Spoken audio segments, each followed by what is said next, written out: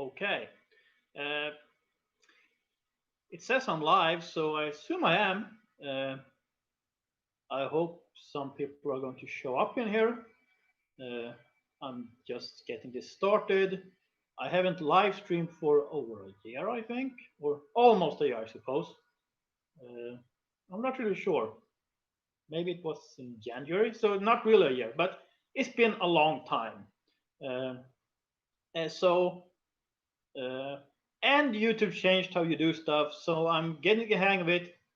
Well, it seems like I am live. Seems like there are people coming into a live stream. That's awesome.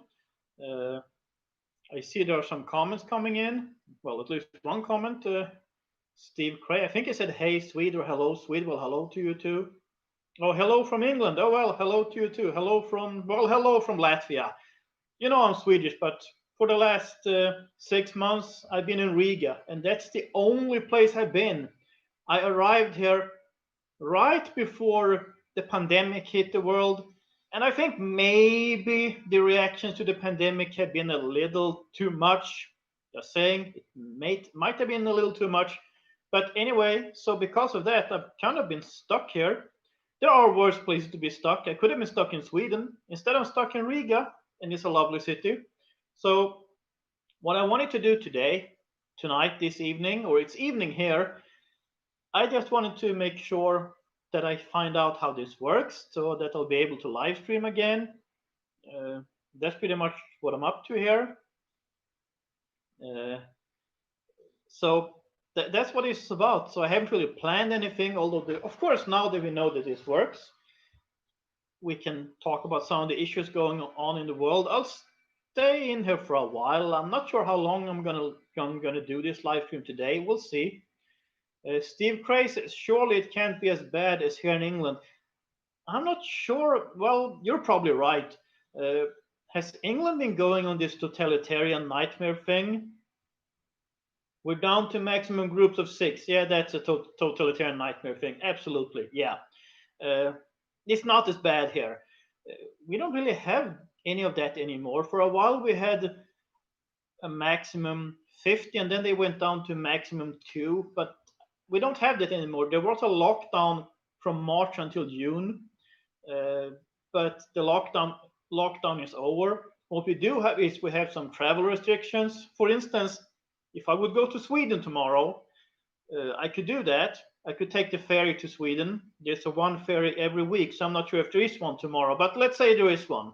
I'd take the ferry, I'd go to Sweden, and then if I take the ferry back from Sweden to Latvia, I would have to self isolate for 10 days, which would create a lot of trouble for me. But anyway, yeah, things like that. Uh, but yeah, so there's been a lot going on in the world lately. We've been hit by this pandemic that I don't think it's as bad as they want to make it out to be. I mean, of course, people die. People die from the flu too. So I'm kind of thinking that Sweden for once did something right. I think the Swedish strategy in itself wasn't that bad. I think it's a pretty good strategy. The problem was that Sweden wasn't prepared, so it didn't really have any way to protect the elderly and things, stuff like that. And that's bad. That's really bad. That's the problem. But as a strategy, it might not have been that bad actually.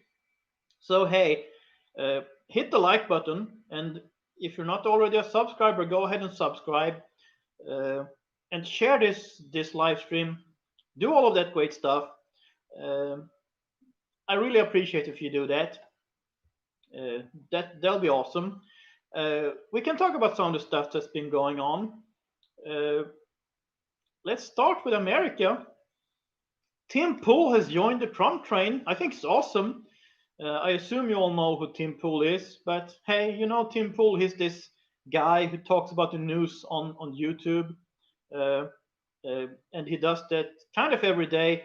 And about a month ago or so, he suddenly announced that he was joining the Trump train. It's not like he's a hardcore conservative or something like that. Really not. He's still kind of a leftist on many issues, but he just realized that the Democrats are mad, that they're insane, and I'm done. That's what he said. Uh, Stian Olsen says, "Great, you're back again. All the best from Norway." Well, I'm happy that you're here. And thanks a lot. All the best to you too.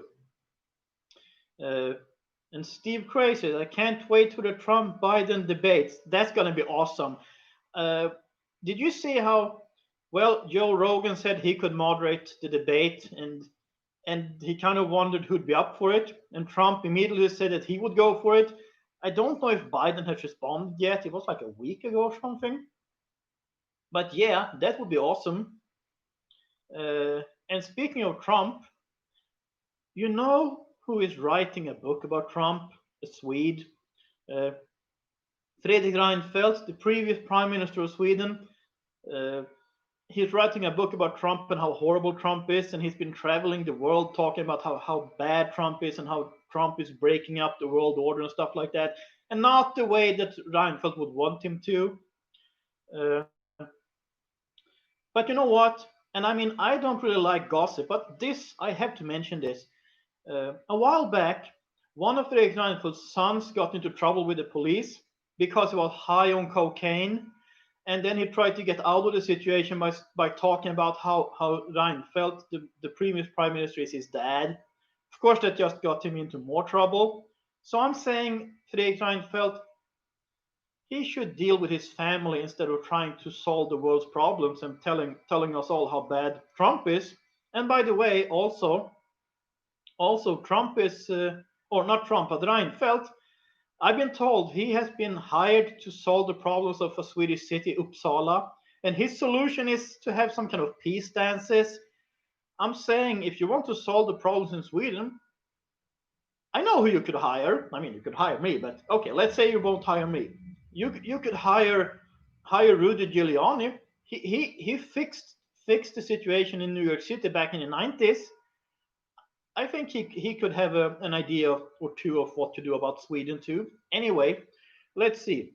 Ellen Gia Sombeck says things are about to really go crazy here in the States now with the Supreme Court vacancy. Oh yeah, you're right.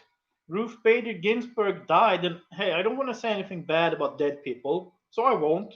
I'm just saying I'm happy that Trump gets to nominate someone, and I mean, well, Trump gets to pick one. Of course, that person has to be approved by Congress, if I understood things correctly. But yeah, I'm happy about that.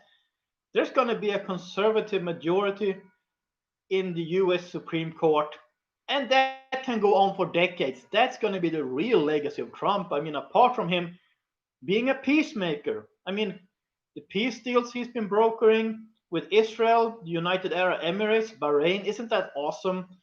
I bet you're not happy about in Tehran, and I suppose the Palestinian Authority isn't happy either.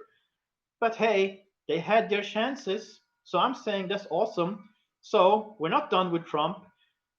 He's been nominated for the Nobel Peace Prize of 2021 by Christian Tybring-Gjedde, a member of the Norwegian Parliament for the Progress Party, Fremskrittspartiet. Uh, and I think that's awesome. I don't think he will get the prize. I hope I'm wrong. Uh, but anyway, he's been nominated. I've been in touch with Christian Tybring-Gjedde. I'm trying to work out a way to interview him on this channel. There's been some problems with finding a good time to do it because of where I'm at right now, and I have some problems with when to actually be able to record the interview. But yeah, I'm working on it. So I'll get back to him and talk to him next week, and we'll see if I'll be able to set anything up. But yeah, that'll be awesome. There was also a member of the Parliament of Sweden who nominated Trump for a peace prize. So yeah, that's awesome. And hey, something else. Mattias Karlsson, not always my favorite, but anyway, he is the ideological spokesperson of the Sweden Democrats, and he was recently interviewed by one of the largest newspapers in Sweden. And Mattias Karlsson said that he wants Trump to be re-elected. Back in 2016, the leader of the Sweden Democrats, Jimmie Åkesson, didn't dare to say that he would support Trump. But now, at least the ideological spokesperson says that he does. And when they asked him, so why do you want Trump to be re-elected? He said, because a conservative Republican is better than a socialist Democrat. And I'm like, Trump is getting a fan club in Scandinavia. This is awesome. So I might do a video about that tomorrow or the day after tomorrow. Uh, I'm working on it. Let's have a look at the comments. Moth Queen Music says things will explode after the election. By the way, where have you been? Oh, well, yeah, I agree, they will. Yeah, I've been kind of busy. I've been working a lot, and I'm getting back into doing videos and now into live streaming. So I intend to live stream on Sundays now because that works out better for me. I'll see how it works out with my audience, with you guys. If you'll be able to join me on, well, it's Sunday evening around here, depending on where you are in the world. Yeah, we'll see. But yeah, I intend to do this again on next Sunday. Uh, let's see. Psalm 122:6 says, did you hear Ben Shapiro is taking his Daily Wire and its 75 jobs out of California and moving it to Tennessee? Yeah, I saw. I was going to mention that. Uh, Ben Shapiro is leaving California because California is crazy. It's like, it's just nuts. It's too left wing for him. He can't stay anymore. I mean, I haven't really seen the article. I saw the headline. I haven't read it. So all I know is that he's taking his business and moving to Tennessee, and I think it's awesome. And also, Tim Pool has announced that he's leaving New Jersey because New Jersey is too left wing. So I'm like, hey, I have a crazy idea. Why don't Tim Pool move to Tennessee too? They could move in next door to each other. That would be awesome. And I'm not Tim Pool's greatest fan.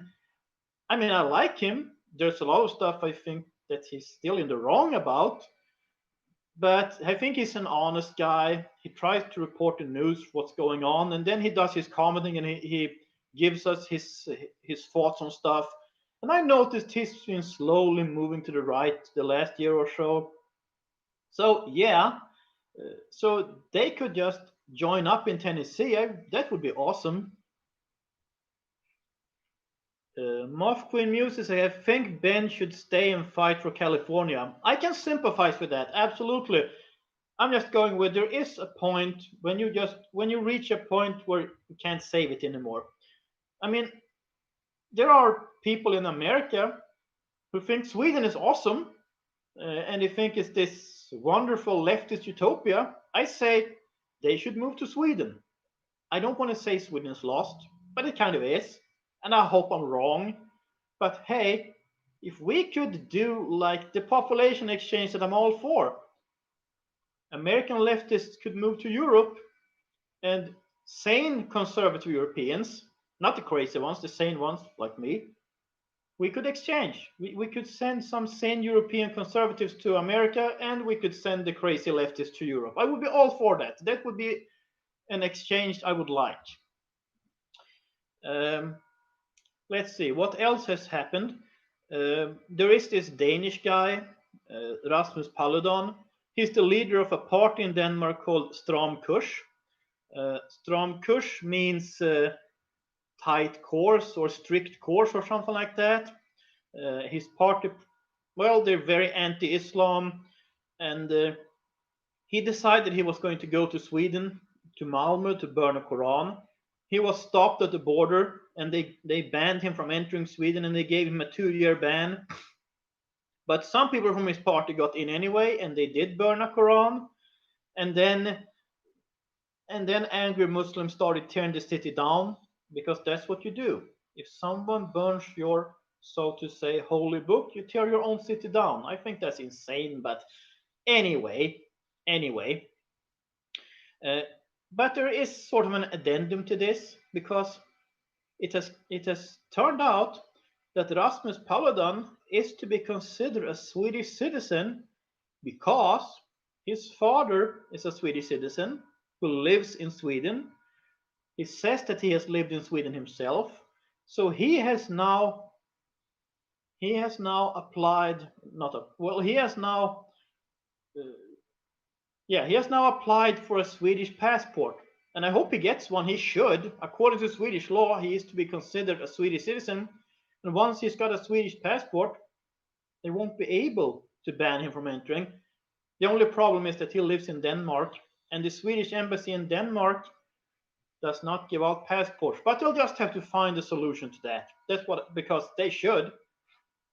Because according to Swedish citizenship law, he is a Swedish citizen, and they cannot stop a Swedish citizen from entering Sweden. I mean, they can't. They can strip him of his citizenship, but then they have to do that. Uh, so yeah, and some people say that you shouldn't burn a Quran, that it's just unnecessary and so on. That's not the point. I mean, of course, I think you should read the Quran because you need to find out what's in there so you know why you should be against it. But that's not the point. The point is, should it be illegal to burn the Quran or not? I don't think it should be illegal. I think it shouldn't be illegal to burn any book, including the Bible. And by the way, back in 2017, Marilyn Manson had a concert in Stockholm where he burned the Bible. Do you remember how Swedish Pentecostals tore Stockholm down and and were throwing rocks and doing all kinds of crazy? No, I don't remember that either because it didn't happen. Yes, Marilyn Manson put fire to, was was lighting up a Bible and nothing happened. I mean, yeah, some Christians most likely would prayed for his salvation. Some people probably got annoyed and angry. But even if a Christian becomes angry, we're not tearing our city down because why should we? Revenge is upon God, not upon us. And I mean, so okay. Anyway, let's have a look at the comments. Uh, let's see. Psalm 122:6 says Tim used to be a journalist for a left-wing news outlet. Uh, he is waking up, seeing the light. Joe Rogan left California as well. Oh, he did. Okay, interesting. Uh, okay. Well, yeah, Tim Pool has said a few interesting things about his past as a left-wing reporter, or he said, I think it was Vox he worked for, and he was told that he was supposed to always side with the audience, and the audience was a bunch of leftists. That was the idea. And he said that, so even if the facts would point elsewhere, he should take on a left-wing perspective. So he asked them if he was supposed to lie, and they kind of told him to lie, and he said he wasn't going to do that. So they put him in a corner with nothing to do. That's how I understood this story, because they had a contract, so he couldn't just take his stuff and leave. So they just had to put him in a corner until he could leave, until the contract wasn't valid anymore. Anyway, but that's kind of a fun story, and I think it's great that he's telling us this stuff. Let's see. Steve Cray says, we have so many robberies and stabbings in London now. I don't want to take my young son to see the sights. That's horrible. I can tell you that from all I can see, Riga is very peaceful. And you know, Riga is sort of a multicultural place. We have the Latvians, we have the Russians, we have some other people living here from different parts of the world. Some people from Asia, some people from Africa. Most of the people I see are Europeans and mostly Latvians and Russians, but there are other people here too. And I don't see any trouble. And I mean, I don't expect Latvians and Russians to be best friends, but they kind of get along. There are no cars. There are no cars on fire here, not even in our low income neighborhoods. There's not, compared to Western Europe, this is utopia. And uh, and you know, we could talk about this migrant camp in Greece, how it was put on fire, and Norway has said that they're going to take in 50 people from that camp. Of course, the left in Norway are angry and think that they should take in more. The left wants them to take in 5,000. You know what Latvia said? The Latvian government has declared that they're taking zero. They're saying that nope, we don't take in people just because they burn down their own camp. Why should we? And I'm with the Latvian government on this one. And as you probably know, I'm not opposed to immigration per se, but immigration should be just that, immigration, which means you come to a country, you work, you obey all the laws, you learn the language, you assimilate, you don't cause any trouble. And getting citizenship should be a long period because you need kind of a long period to prove that you're a good person who's not going to create any trouble. And it doesn't matter if you're from Russia, from China, from India, from Ethiopia, from Argentina, wherever. I don't care. As long as you behave, I don't care where you come from. But it needs to be that to become a citizen, you need to show that you're assimilated, and the border shouldn't be open, of course. Then, yeah, I'm just saying. Anyway, so I think my point is, I think the Latvian line here is correct. I'm happy about that. Let's see here. Valkyrian Medic says, "Hi Swede, are the Baltic states less left-wing than other European countries or about the same?" I would say that, for instance, Latvia is less left-wing than Sweden, obviously. I mean, there's not even same-sex marriage in Latvia. Uh, and as far as I can tell, there is no government-sponsored multiculturalism or any of this gender fluid. I don't see any of that. I've seen, let's see, I arrived here 6 months ago, almost 7 months ago. Since I came here, I've seen less than 5 hijabs.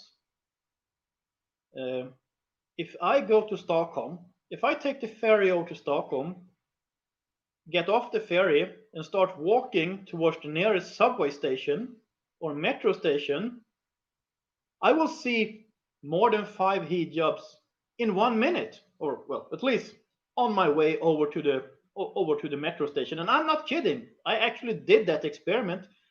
So yeah,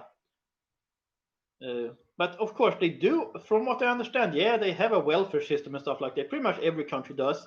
But at least when it comes to cultural stuff, yeah, it's a lot less leftist than, for instance, Sweden.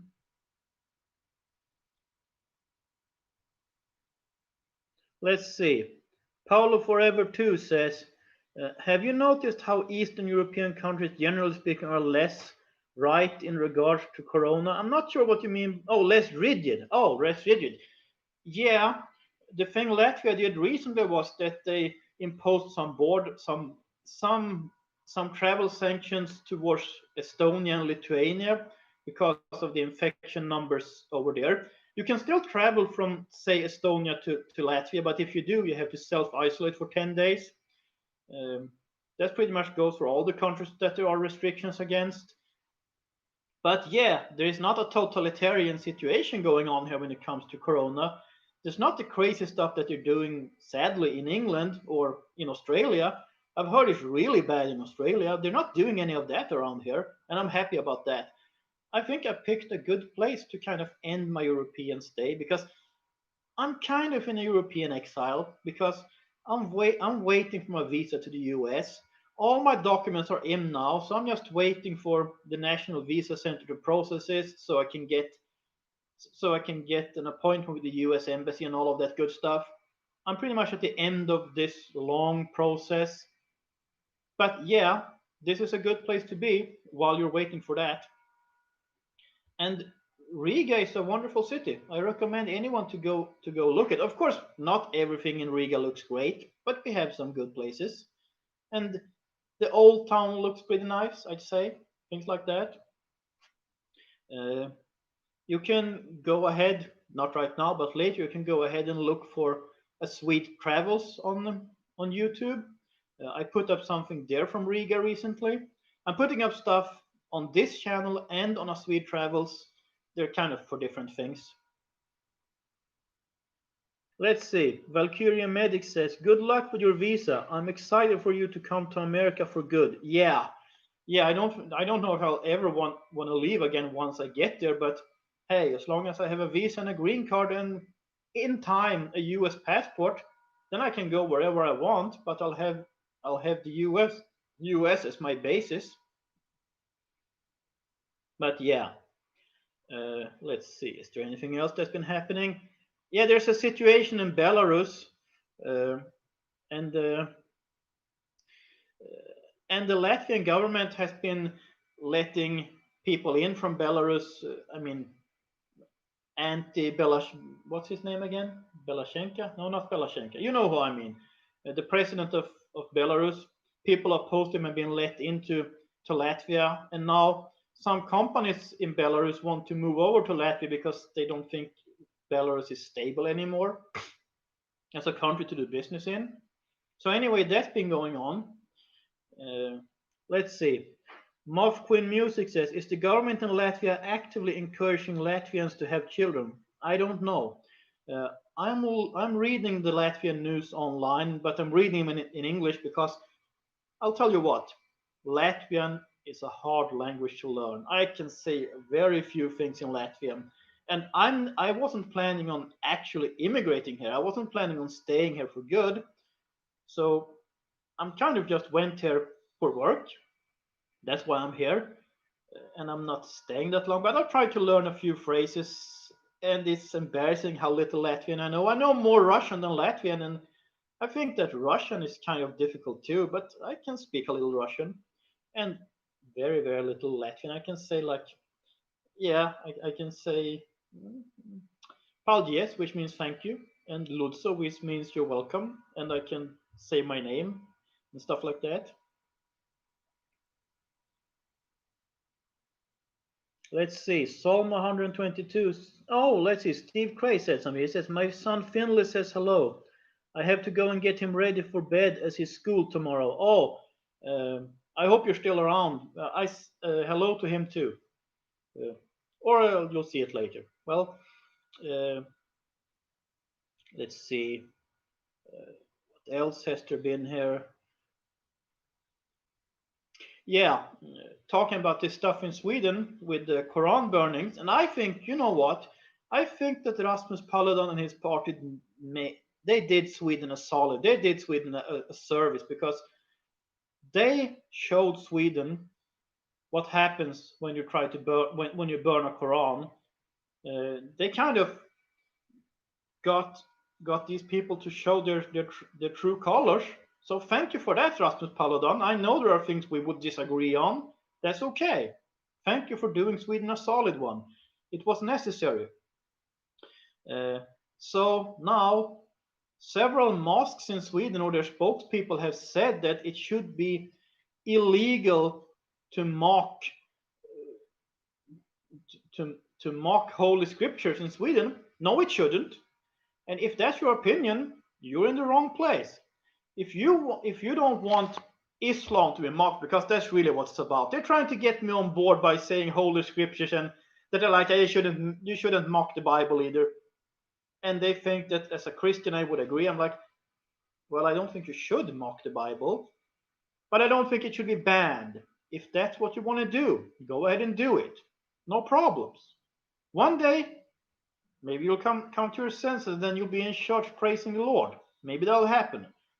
But it shouldn't be banned. It shouldn't be illegal. And the same goes for the Quran. It shouldn't be illegal to mock the Quran.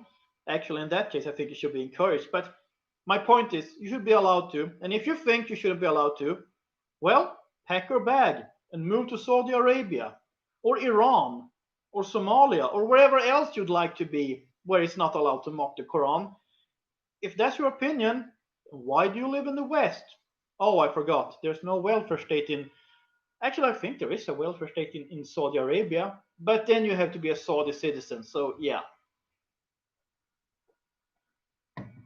So, next week, I'll ask you: is this a good time for you? About this time of the day, because I'm thinking I could do this again next week, next Sunday at about the same time.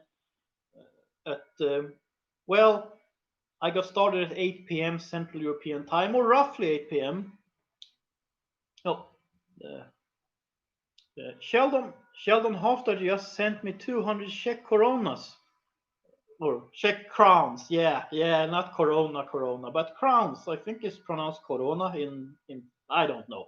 Czech is I don't know Czech, but yeah. And he says hi from downtown Prague. Well, hello to you too.